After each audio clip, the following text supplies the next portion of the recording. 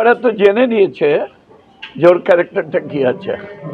আমরা কি বলি সিজনাল ব্লড, ঠান্ডার সময় বাইরে থেকে আসবে, ঠান্ডা শেষ হলে আবার চলে যাবে, এরকমই অবস্থা। গতকাল কংগ্রেসের প্রত্যাবর্তনের পর মৌসম বেনজির নূর কি বলেছিলেন শোনাবো।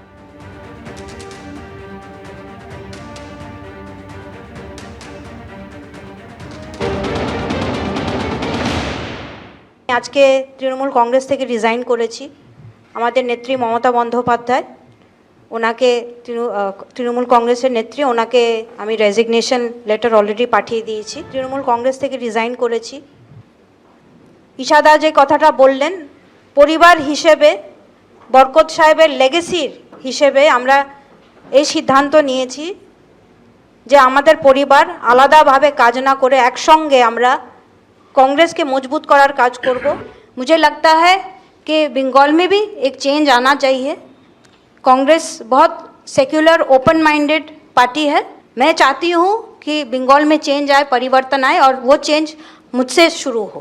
पॉलिटिकल एनिमी कारा होबे माने अपनी कांग्रेस के शक्तिशाली करते गेलिए प्रधान एनिमी पॉलिटिकल एनिमी कारा होते पारे?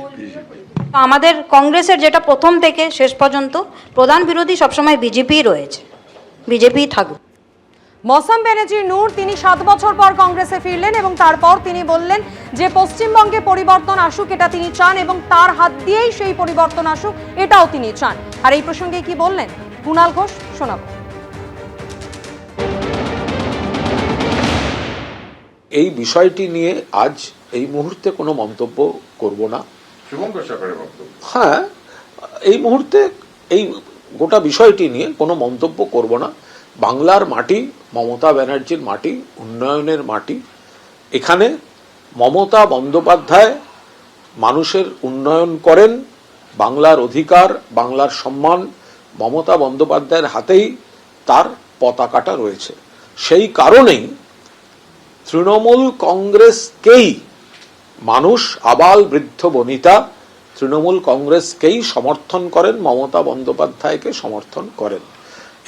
একটু অবাক আছি যে উনি এভাবে কথা বলেছেন। অ্যাকচুয়ালি আমরা সবাই দল করি মৌসামকে আনার দুটো কারণ। একটা হচ্ছে মালদার দলটা এক হয়ে যান, মানে পরিবার যাতে এক হয়ে যান, এটা অনেক দিনকার সেন্টিমেন্ট।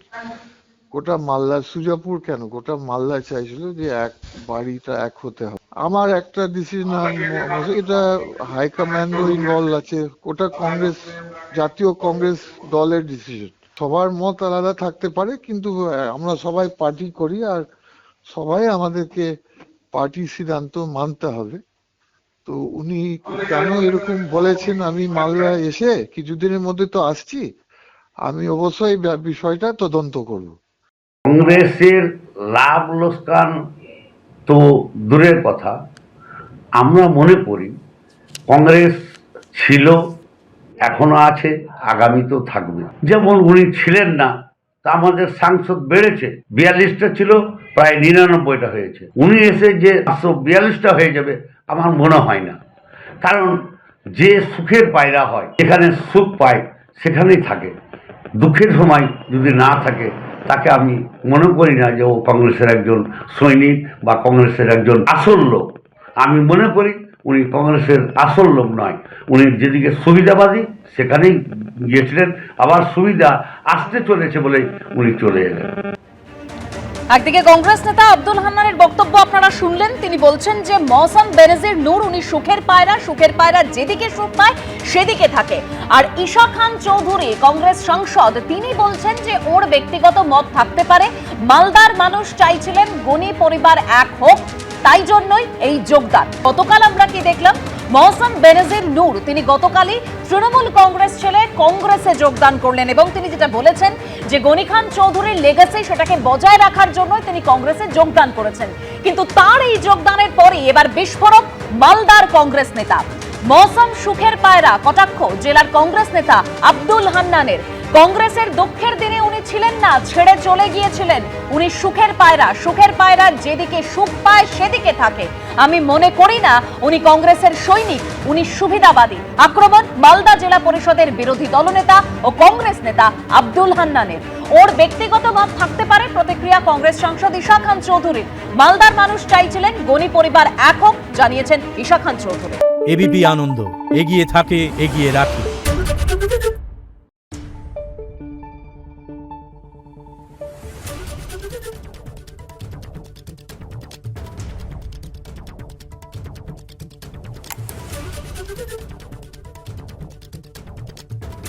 Thank you.